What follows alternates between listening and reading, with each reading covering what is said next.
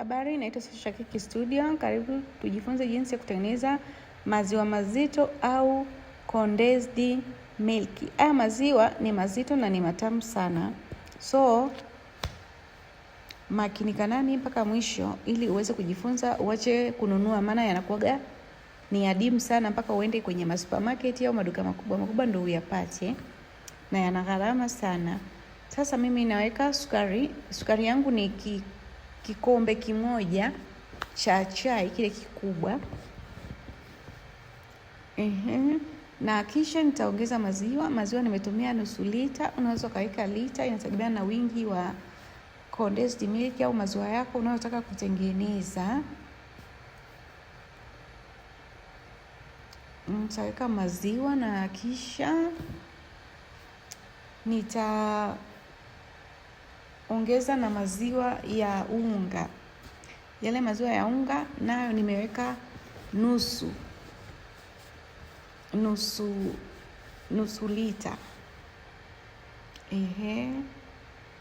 Na baada ya kuweka nitakoroga vizuri au nitachanganya vizuri mpaka maziwa yangu yachanganyikane na yasiwe na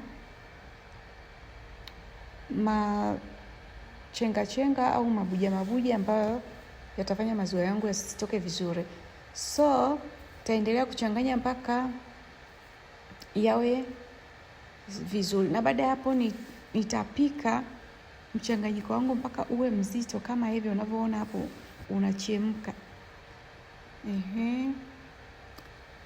Baada ya kuwa nimepika mchanganyiko wako, utauona tu automatic utabadilika rangi na utabadilika uzito, yanakuwa mazito. Na baada ya hapo mimi nitazima jiko langu.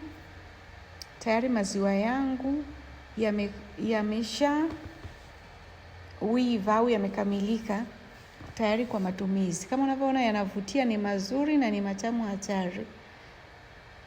Kajaribu na wewe kutengeneza. Maziwa haya huwa yanatumika mara nyingi kwa ajili ya kufanyia topping ya kitu. Mfano wale wanaopika mikate ile ya skonzi au mizinga ya nyuki, huwa wanaweka haya maziwa mazito, au cinnamon rolls, au unaweza ukatumia kwenye desserts au pudding. Hapo tayari. Bye bye. Kwa heri. Usahau kulike, share na kusubscribe. Eat at your own risk.